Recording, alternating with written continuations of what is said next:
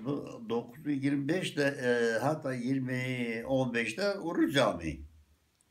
Uruz Camii'nin devamı şey ben Kati mod ki ma bir doğru ki benim sen yani yakışık var sen de böyle bir çero tahtayı ne pra. Vara vere usar va meketi. Esker ama diyor bir pır seri urzi. Neyse.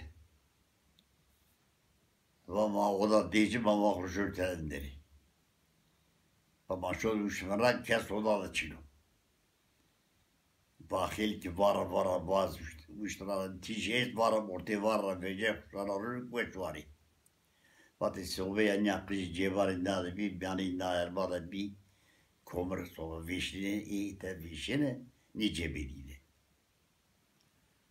Müre kurbaş. Orası bir vade makela der ben.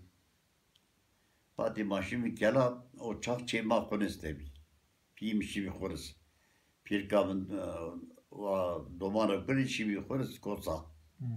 Kosadım ben. Fakiri vişani bir. Pivatı Mahmut kela konuşma. Onları vururuz ve venga meletta keltop. Keltop va maşoni geri şönül. Va leri itlal raşto maşon me.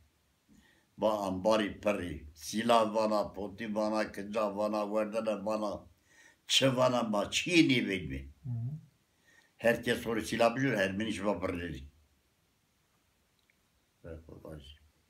Ba tayin silah koyuyor, tayin çırrar, ma tayin potinde kerbeler çır. Urutkanca her bile itlal bıraştı. Her bile dapır çok kalın, her bir rebay. Herkes zorda her bir rebay.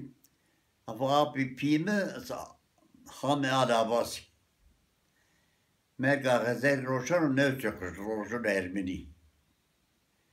Şunu söylemez de tekman. Şunu söylemez de Mustafa Caman'ın Ermeni Vatu Remeni Batı Varaşan'ın Ahmet Dorver'e devgredi bak genca vavında ma prarimi. Prarima nerede? Bak galava veşan innom cini şunu. Hatta kerik top millet puli veşan o api kalkim te veşan bastar domana ne kura. Ermeniya veşna. Ermeniya veşna. Şu çınadı kete beni cenneka kalet yera. Çınadı ya.